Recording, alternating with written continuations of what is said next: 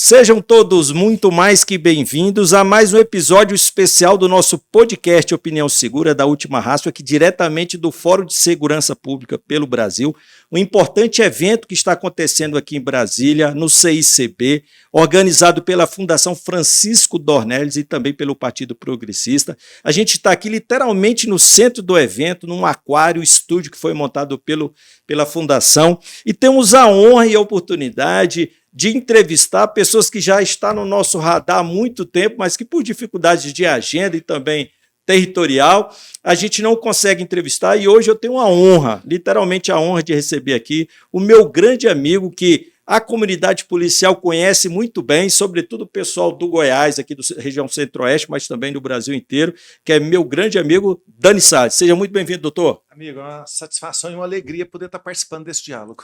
Olha, eu vou falar para o senhor, eu estou nas redes sociais há uns 5, 6 anos, inclusive elogiei, né, a equipe do senhor, o senhor, pela capacidade, sobretudo vindo de um filósofo, que eu sei que o senhor é um bom filósofo, acompanho há muitos anos o senhor, sobretudo a forma com que o senhor apresenta o ofício do promotor, sobretudo no Tribunal do Júri, que é a grande escola, eu acho que é o grande termômetro da sociedade sobre crime e violência, até onde chega a alma humana, né?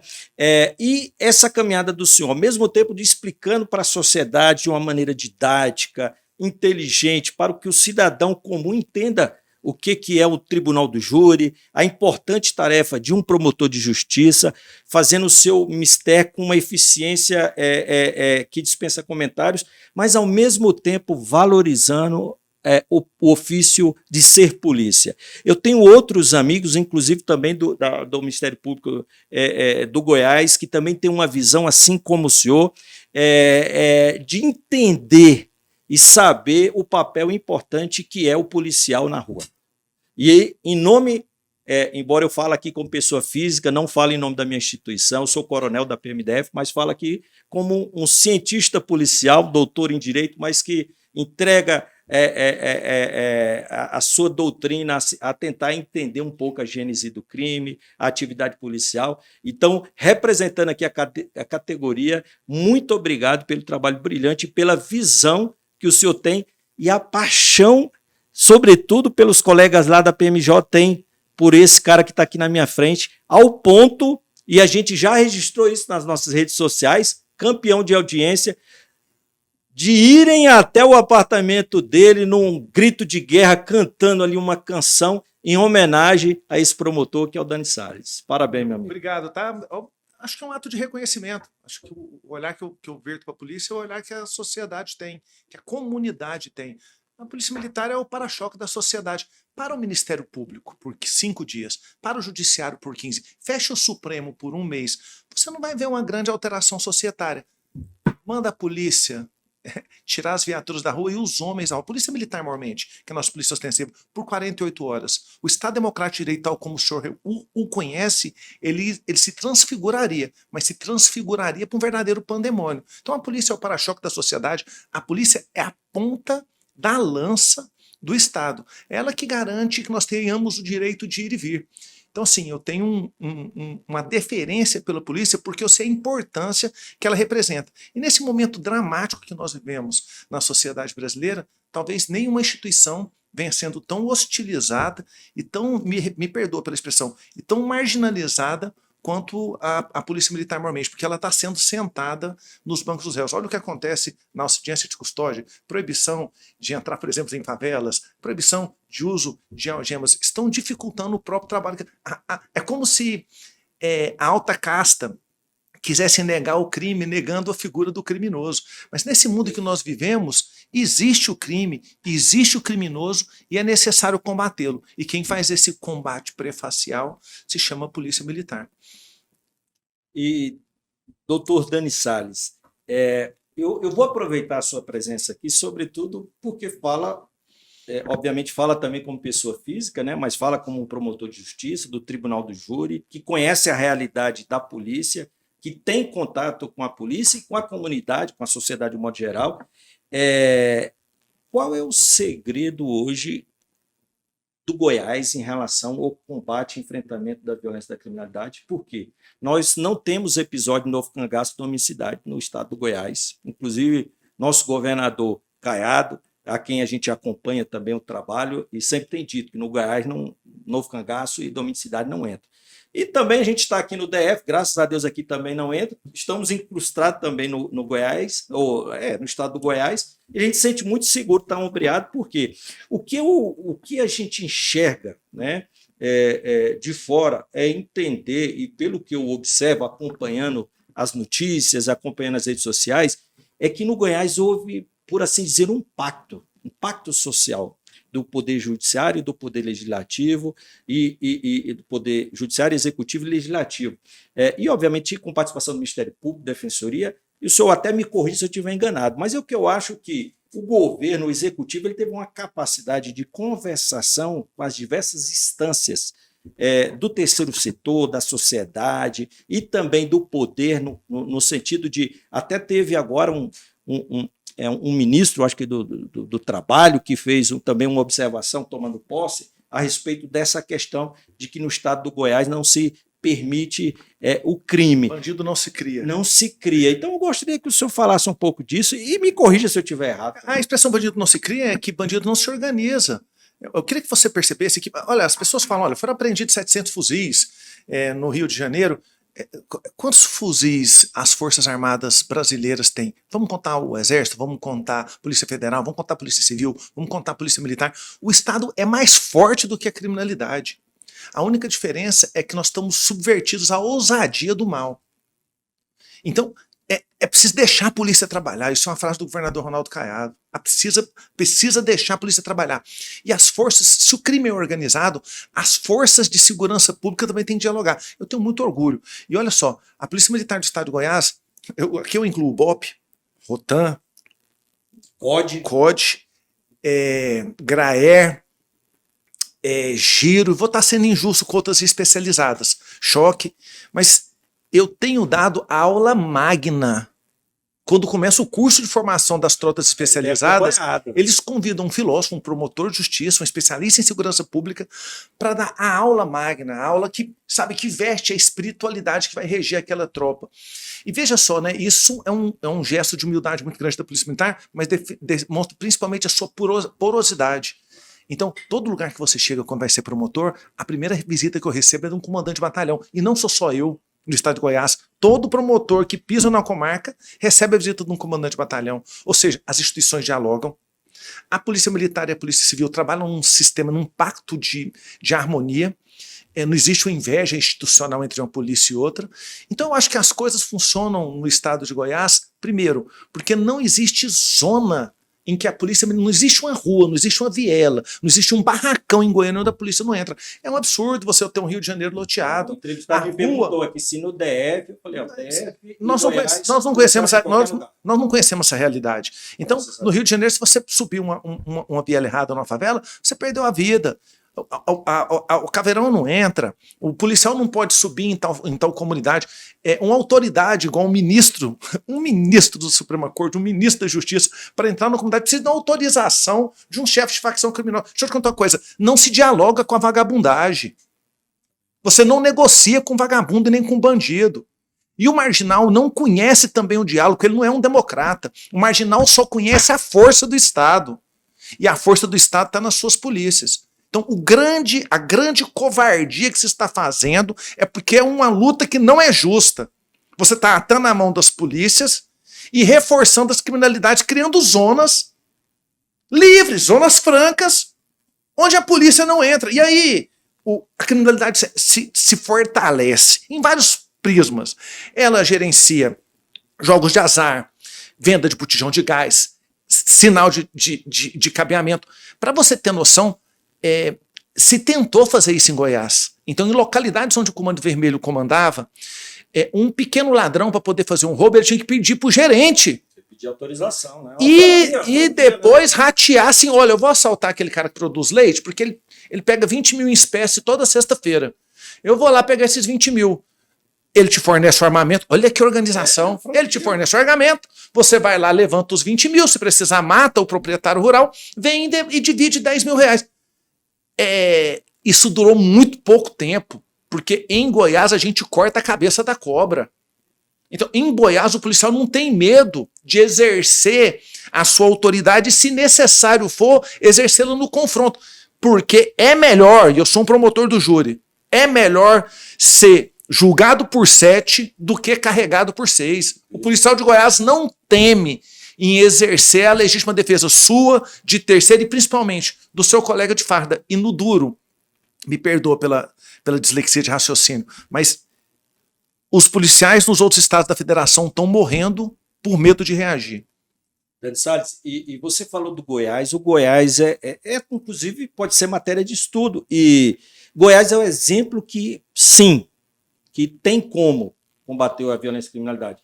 Eu, em 98, 99, 2000, eu trabalhei no Gama, que é em torno, ali, Novo Gama, Pedregal, Céu Azul. Então, eu via duas realidades muito distintas, do DF com Goiás. E ali a gente chamava de terra sem lei, aquela região ali, como vários outros locais do entorno do DF. Gama e Novo Gama, Samambaia. Outro exemplo, então era muito homicídio ali. Outro exemplo, o policial do Goiás saía de lá, sargento, para ser soldado aqui. Eu tive amigos que eram sargentos na PMGO, por conta da questão remuneratória e da violência, e falou, cara, eu vou morrer aqui, eu vou para o DF, que é mais tranquilo, ainda vou receber mais. Hoje o PMGO está ganhando mais do que um PMDF.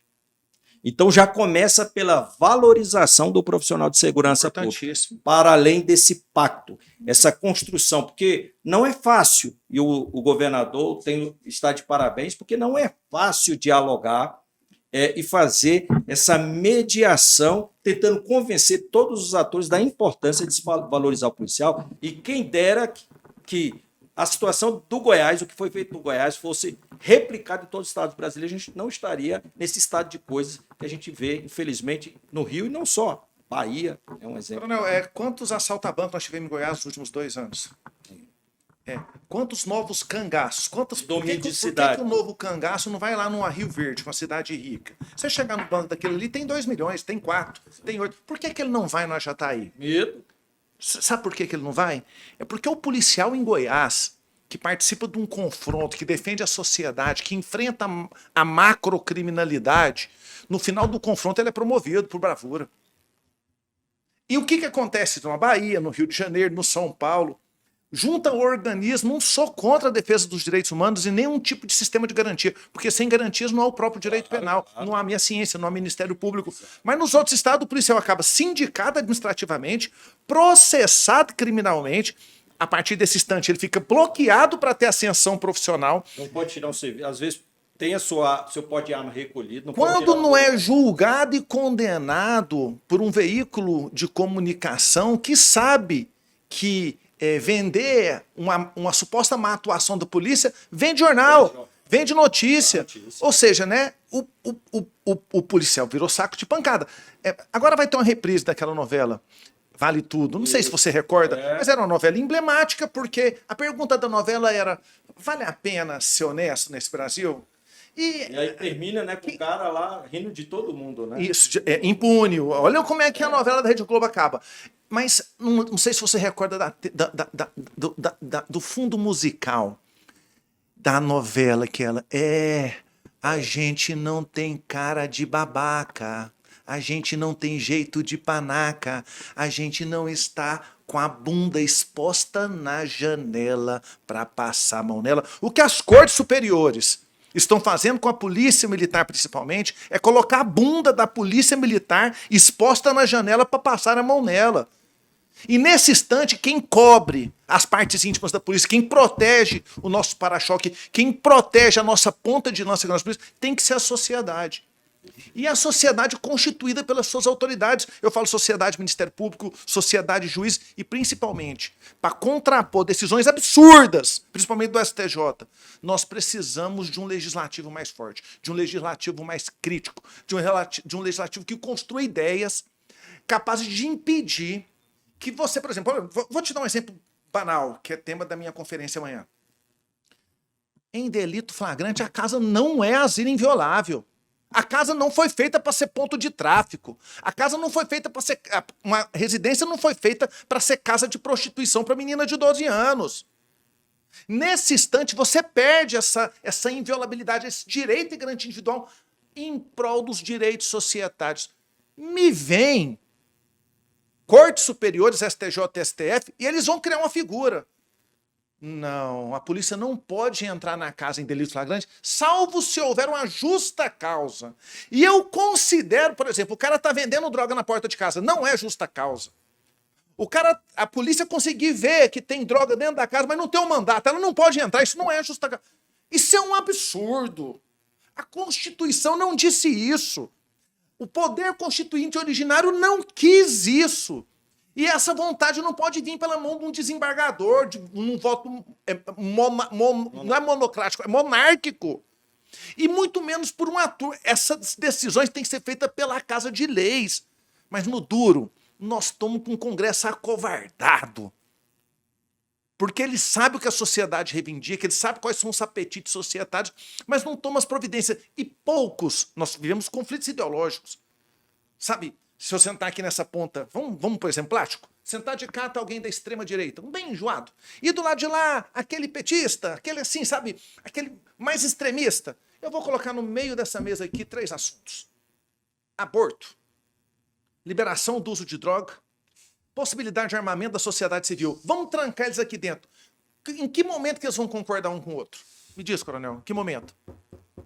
Se eles trancarem aqui 3 dias, eles saem? Aquela situação emblemática do barco com 2 pessoas, cada um navegando para um lado, fica em círculo. Eles, sai do lugar. Mas Thomas Sowell, em Conflito de Visões, que é uma obra fabulosa, e aí ele é socorrido por Jonathan Haidt, que escreveu Uma Mente Moralista, porque as pessoas são segregadas por política e religião. Ele explica que essas pessoas não têm condições de defender, de discutir uma ideia, porque elas têm conflitos de visões, elas têm espectros de mundo tão distintos que uma não consegue escutar a outra, enviesadas, em heurísticas. Ou seja, a capacidade, o que nós precisamos hoje são parlamentares que rompam visões estratificadas, extremistas, e que sejam capazes de convidar uma casa de leis para participar do diálogo. Perfeito. Então, esse é o problema. Então, não é gritando, não é hostilizando, porque ninguém escuta a hostilidade alheia e ninguém adere a um plano simplesmente por ser um plano protagonizado por alguém que... Um mundo fracionado. Últimas eleições na França, 48 a 47. Nos Estados Unidos, as 2 últimas, 49 a 48. No Brasil, 2, 3%. O mundo polarizou. O mundo está com um primado bíblico. Não cabe mais os mornos. Então, o que o político sabe? Para eu participar da vida política, eu tenho que ser extrema direita ou extrema esquerda. E eu tenho que levantar essa bandeira. Mas, numa sociedade onde está todo mundo precisando de segurança pública, melhor saúde, melhor educação, nós não podemos ter diálogos de extremistas. Né? Nós estamos precisando de um Winston Churchill, de uma Margaret Thatcher, sabe, de um Barack Obama. Nós estamos precisando de um estadista, de alguém que tem capacidade de articulação, experiência, respeitabilidade. E que demonstre e mostre um histórico, né? Porque não adianta o cara cair de paraquedas e achar que dali, em determinado cargo, ele vai mudar da água para o vinho ou vai passar a fazer algo que ele nunca fez. Então, histórico, a história, né? Ele é devorado ali dentro daquela casa. Ou então ele é encarado com ouvidos mudos, né? Porque, na verdade, as pessoas... são 2 extremos. A casa não precisa de um grande notável, você não precisa ter uma formação jurídica e política extraordinária, mas também ela não cabe a alguém que é só bem intencionado. Então, assim, nós estamos num paradoxo, porque o nosso legislativo nunca foi tão pobre. Então, assim, no duro, você é eleito no interior hoje, se você tiver um espaço dentro de um veículo de comunicação, vamos supor, se eu for um blogger, se eu for âncora de um jornal, se eu tiver me envolvido em alguma treta e eu tiver ficado famoso, se eu tiver 500 mil seguidores, mas a tarefa legislativa não é uma tarefa para influência. Concordo. A tarefa legislativa é a tarefa de construção de uma sociedade. Mas, na falta do legislativo, quem está legislando? O Poder Judiciário. Isso é lacuna, não há vácuo de poder. O Poder Judiciário toma essa tarefa para si, naquilo que nós chamamos de ativismo judicial. Isso. Então, está vendo tanto que esse nosso diálogo é importante? Então, são essas reflexões. Dani, você viu o Sérgio Moro mencionando a minha palestra. Então, o Sérgio Moro mencionou que, olha, teremos aqui amanhã a abordagem de um tema sensível. Ele fez um paralelo entre a minha abordagem amanhã sobre algemas e a proibição de adentramento nas favelas, nas sociedades hipossuficientes no Rio de Janeiro.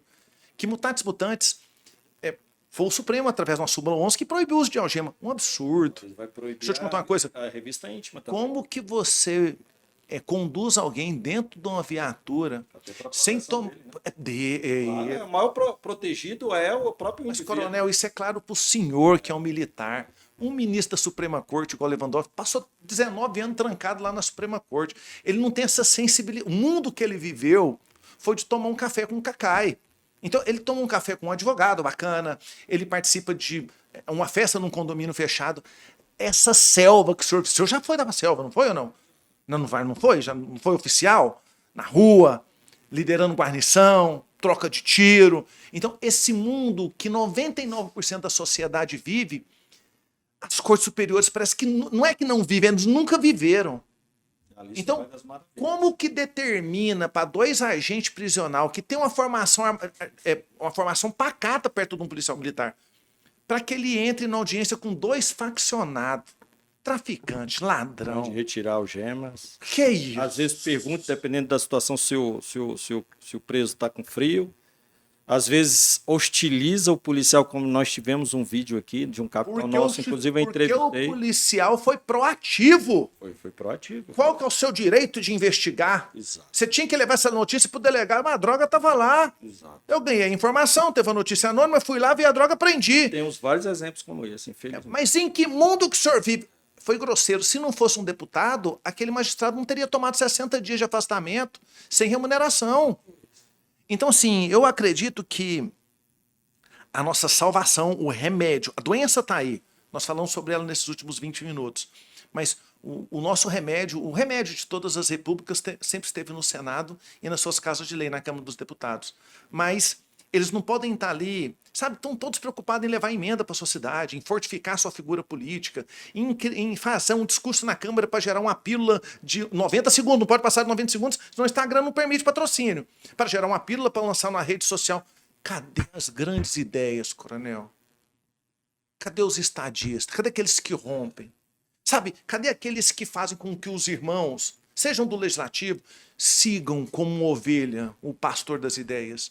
Então, e a gente tinha, né, grandes nomes no Senado, na Câmara dos Ô, louco, há Deputados, 20 anos. né? Nossa Senhora. O Francisco Dornelles foi governador, foi deputado, foi senador, não é à toa que a fundação recebe o seu nome. Ulisses E aí Guimarães. você olha, estudou em Harvard, quer dizer, teve uma participação, um papel fundamental na história do Brasil, homens preparados, e como o senhor falou mesmo, né? Hoje, às vezes, o blogueirinho com uma boa quantidade de seguidores é eleito e, obviamente, não tem conteúdo, não tem experiência. Deixa eu te contar uma coisa. Se hoje a Virgínia e o Gustavo Lima candidatarem nas próximas eleições para senador, eles vão com dobradinha com 90% dos votos em Goiás. É isso mesmo.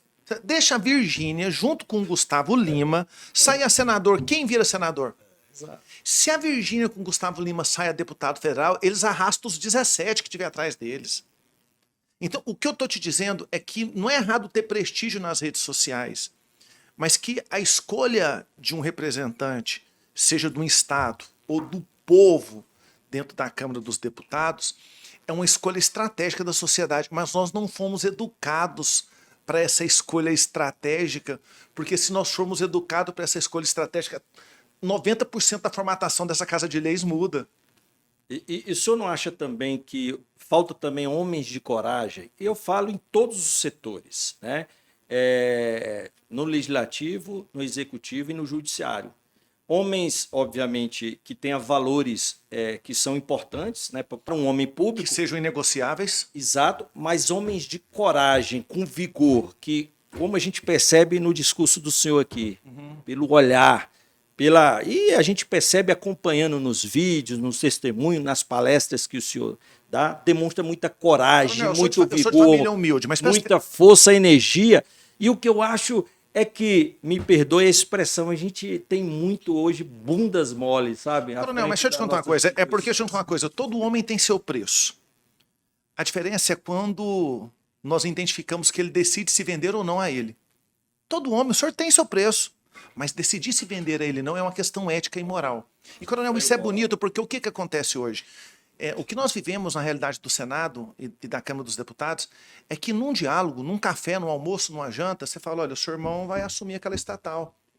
Olha, o seu primo vai assumir a diretoria desse órgão público. Olha, peraí, o seu pai tá desempregado?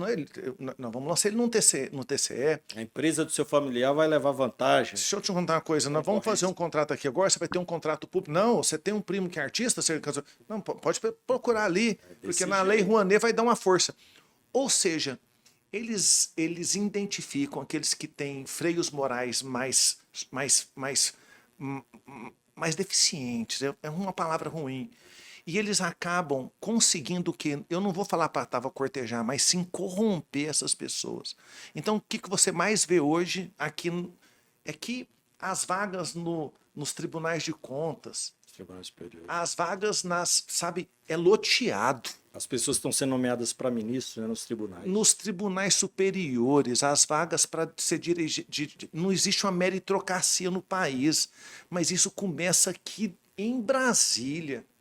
Como que um cara que é um deputado, um senador, sabe, que tem dignidade salarial, sabe, um exercente de poder, sabe, é o caminho mais curto entre a sociedade e as aspirações dos nossos sonhos mais íntimos, de uma sociedade mais igualitária, de uma educação melhor para o seu filho, de você não precisar fazer um plano de saúde da Unimed, porque o Estado consegue te assegurar uma proteção de saúde para sua família que seja digna.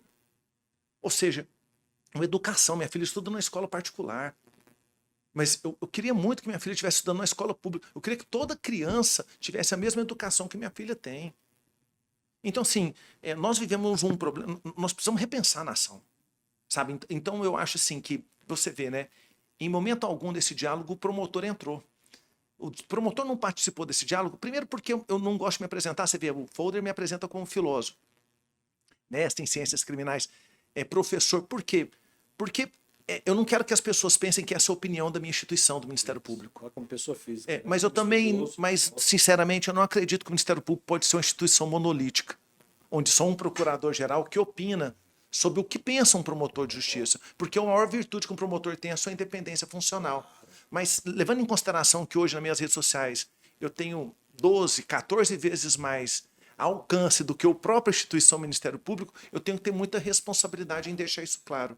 Responsabilidade para comigo e principalmente responsabilidade para com a minha instituição e para com meus colegas, dos quais muitos pensam diferentes. Sabe? Uns têm uma visão mais dura para com a polícia, sabe? Outros demonstram nitidamente nas suas redes sociais que têm uma visão partidária de extrema esquerda. Deixa eu te contar uma coisa. Eu estou aqui hoje. Eu dei uma conferência no auditório central da PM semana passada. Semana que vem eu estou dando conferência em 2 universidades federais. O promotor não transitaria assim. O filósofo transita. Semana que vem eu dou um curso. Semana passada eu dei um curso em Foz do Iguaçu. Nós tínhamos defensores, nós tínhamos promotores, nós tínhamos advogado criminalista. Semana que vem eu posso estar dando uma conferência, vou estar em São Paulo, dia 10 e 11, com o meu curso. Eu vou estar dando uma conferência e nós vamos ter advogados criminalistas. Dani, mas como que você junta gregos e troianos? É essa sorte de sensibilidade, respeitar o outro, respeitar o profissional. Você entendeu, coronel? Então, esse trânsito que eu exercito hoje na minha vida acadêmica, de estar aqui nessa conferência e semana que vem estar na Universidade Federal, é o trânsito que a esquerda e a direita precisa conquistar e que hoje não tem. Mas diálogo, né? É um diálogo. Uma nação não se constrói com mais presídios e mais presos. A nação se constrói com mais educação e mais diálogo, mas quando necessário, com a contenção do mal extremo. E isso é feito por presídio. Porque o símbolo da justiça, coronel, ele não é a balança.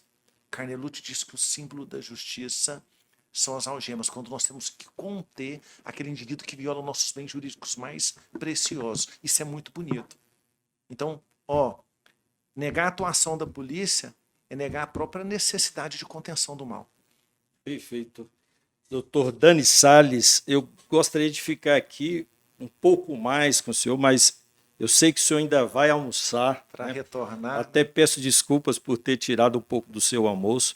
mas há muito tempo que eu gostaria de ter essa conversa com um amigo, Diálogo maravilhoso, né? que é uma referência, tá? Então, muito obrigado pela presença, muito obrigado por demonstrar aqui na nossa presença e para o nosso público que você é tudo aquilo que a gente consegue enxergar E quando nos você vídeos e abre nas meu, redes se você abre sociais. meu Instagram, eu não sigo ninguém em redes sociais. Eu tenho sigo zero pessoas no TikTok, sigo zero páginas no Eu vi YouTube. lá, eu E tive essa devo seguir percepção. 4 hoje no Instagram. E uma das páginas que eu sigo é a Última Eu Rádio. vi isso. Fiquei Tamanha a contribuição e tamanho a relevância dos diálogos que você levanta ali, não apenas para a segurança pública, mas para o próprio exercício da cidadania. muito Parabéns obrigado. pelo conteúdo, pela sensibilidade e, com certeza, a Última Rádio escuta o que eu estou te falando. Nós vamos voltar a conversar em 6 meses a 1 ano.